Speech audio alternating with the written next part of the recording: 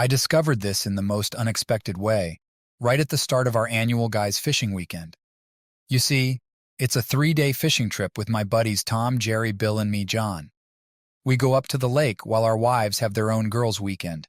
We've been friends for years, and Jerry and Lisa were our closest pals. Bill was Jerry's nephew, a few years younger than us, but he fit right in and became one of my most dedicated employees. When Mary and I got married, we were just high school grads. I was driven and started a small pool service business right after graduation. In 2 years, it expanded to over 100 homes with 4 employees. Fast forward 20 years, and I was managing more than 1,500 homes with a team of 30 committed employees. Bill was a key player in the company, his passion and work ethic making him an outstanding manager. Seeing his contributions, I promoted him, offering a salary increase and the potential for future ownership in the company. Our professional relationship turned into a deep friendship, and together we solidified our company as the top pool service provider. Effective financial management was crucial as the business grew. I turned to Sam, a trusted family member and retired tax accountant, for advice. Following his guidance, I leveraged all the equity in my home to fuel the business expansion. When mortgage rates hit record lows, Mary VJTMM's friend Kate, a corporate attorney, suggested placing the company into a trust to protect our assets. I took her advice, becoming the sole trustee, and Kate played a pivotal role in our success.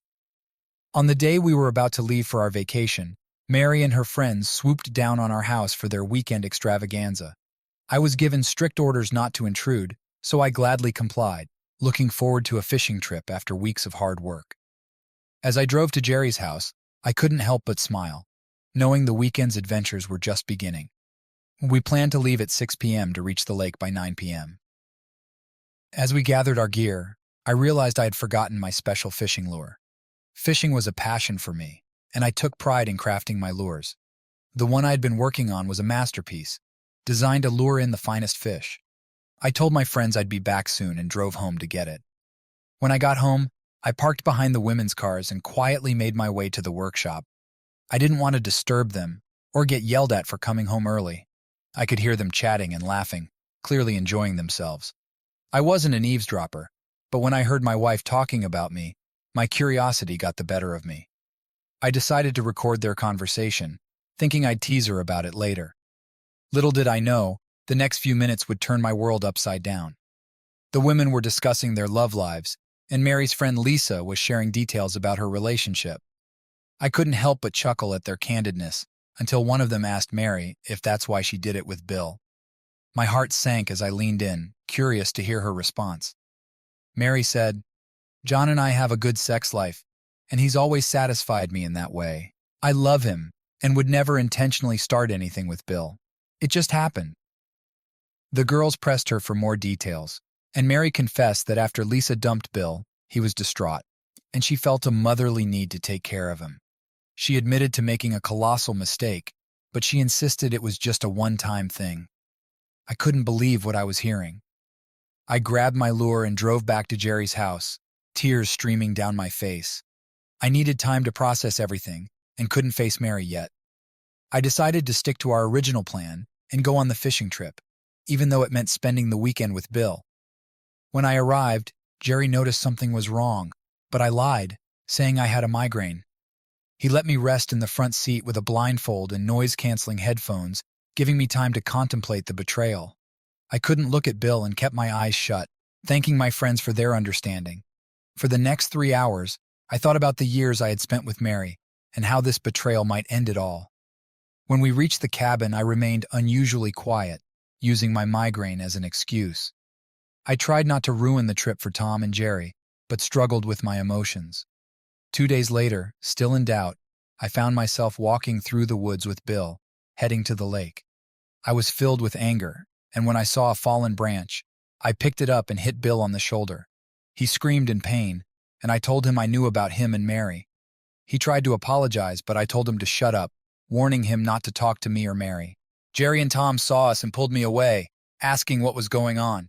I played the recording for them, and they were furious. Jerry yelled at Bill, calling him a traitor. Tom said he would have a serious conversation with his wife, Kate, and Jerry agreed. I told them to give me a few days before they did anything. I needed to confront Mary first. They agreed, and for the rest of the trip, we ignored Bill. I spent the remaining days thinking about how to confront Mary. When I got home, Mary greeted me warmly, but I stayed calm, hiding my anger. We had dinner, and she took me to the bedroom, wanting intimacy. I couldn't respond, and finally told her there was someone else. She was shocked and angry, demanding I leave. I smiled, knowing she had just sealed her fate. I took her to the workshop and played the recording for her. She broke down, begging for forgiveness. I told her I couldn't trust her again and that she would face the consequences. I filed for divorce, and the judge granted me a significant portion of the assets. At work, Bill became an outcast, and he eventually left. I started dating Becky, my secretary, and we got married a year later. AmITheA's life took a different turn, and she dealt with the consequences of her actions. Upon returning home, I was greeted by Mary, who was dressed up and looking nice. She gave me a big hug and an excellent welcome home kiss, which I was going to be missing very soon. I was still pissed but stayed calm. My blood was boiling as I thought about what she had done, but the smell of her perfume and the nice dinner she prepared helped calm me down. We had an excellent dinner, and somehow I remained pleasant, listening to her tell me about the last few days. It was still relatively early when she took me up to the bedroom, saying she missed me and needed some extra loving. Obviously, she was horny and wanted some intimacy. I smiled to myself, knowing what was to come soon. Mary wasted no time and made an attempt to initiate intimacy, but I found myself unable to respond, consumed by thoughts of her affair. Consequently, I couldn't continue. She gazed up at me in astonishment, clearly hurt by my lack of enthusiasm, so she inquired about what was bothering me. That's when it was time to reveal my hand. I had strategically positioned my phone on the nightstand, secretly recording the audio, ensuring there would be no misinterpretation of our conversation. I said, "Mary, there's something I need to tell you. There's someone else, and I feel so bad that I just can't perform." She was shocked and looked up at me and asked, "What do you mean there's someone else?" I told her, "Sorry, and that it's only been a couple of times, but the sex is still great. I just can't get it out of my head." Her temper flared as I predicted. "You had sex with someone else and you can't stop thinking of the sex?" I said, "Well, to be honest, the orgasms were the best ever, and I can't get the thought of all those amazing orgasms out of my head, which is why I couldn't get hard." I chose the words carefully, not implicating myself, but just repeating her own words from the recording. She was in tears, evidently wounded by the idea of betrayal. Was I being unkind and harsh? Perhaps. However, the truth was that I was the one who had been wronged, not her. I allowed her to carry on. She shouted angrily, "Well, screw you. You can pack your things and leave. I won't remain married to a cheater. You know my dad cheated on my mom, and it shattered her. I will not let you do that to me. Now get out. I'm going to divorce you and make you pay for this. I've been a perfect wife. I gave you 2 wonderful children, ran the household, made you dinner, and treated you with love, and this is how you repay me."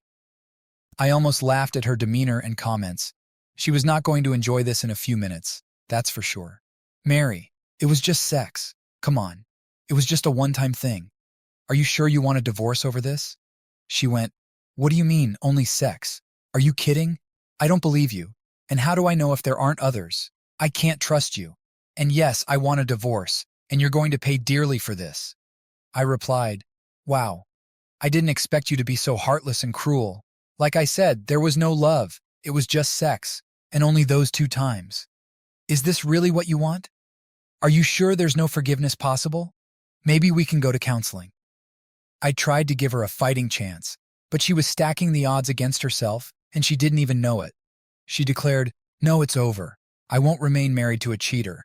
Just grab some of your belongings and leave. Go stay with Tom or book a hotel room, but I don't want to see you anymore. My attorney will be in touch shortly." I couldn't resist a smile. Little did she know she had unwittingly played right into her own downfall with those words. In her tone, she yelled, "Why do you have that smirk on your face?" I told her, "You just made my decision a lot easier." She asked what I meant by that, but I told her to get dressed and come with me, that there was something I would like to show her.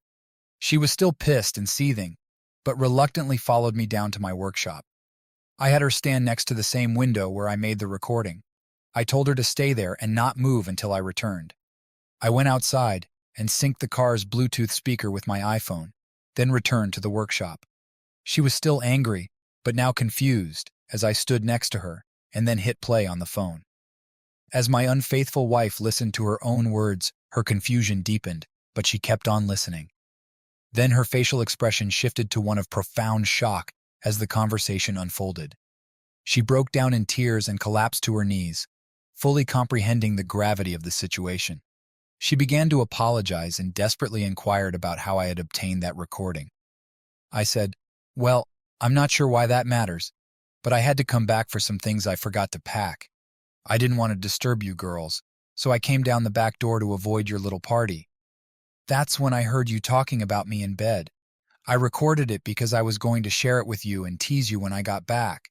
But when you confessed to your affair with Bill, I stayed and recorded everything." She cried out loud and said, "Sweetheart, you heard me say it was just a one-off and only sex. You must know there's nothing between us. You have to forgive me. I'm so sorry. You weren't supposed to find out." For the first time in our marriage, her tears seemed not to affect me. I told her I heard everything and asked her how she could expect me to just brush that aside. I said, "I can't ignore that, and I can't ever trust you again. I can't just pretend that everything's okay." She continued crying, saying she didn't mean what she said, that she loves me, and that I should give her a chance to explain. She insisted she didn't mean any of that and begged me to believe her. She then asked, "What about our 20 years together and the kids?"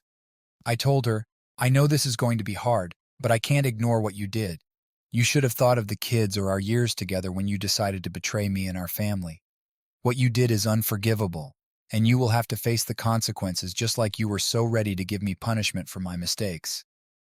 I understand that some men might be able to forgive their wives for such actions, but I personally couldn't muster the strength to do so.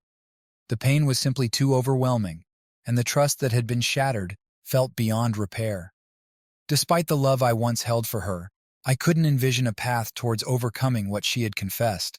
All I could do was acknowledge my own emotions and follow my heart, even if it meant saying goodbye to the woman I had once loved so intensely. Before leaving, I looked down at her and said, "You've broken my heart today. I lost someone who didn't care about me, but today you lost someone who would have done anything for you." The sounds of her begging for forgiveness followed me until I walked away from her for the last time.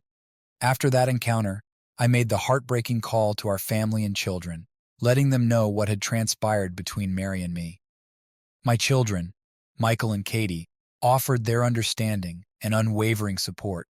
Their lives were forever altered by the fallout, but I was determined to ensure their future was secure, promising to fund their college education and take care of them. I then proceeded to file for divorce as soon as I could, and got the papers ready in no time. Meanwhile, the tension was thick as I handed Mary the divorce papers. She begged for my forgiveness, but her appeals went unheard because my heart was too wounded to even contemplate reconciliation. I was acutely aware that I could never place my trust in her again. The divorce proceedings were a painful ordeal, with Mary making desperate attempts to salvage our marriage. However, the judge's decision was swift and in my favor, granting me a significant portion of the assets and denying any spousal support.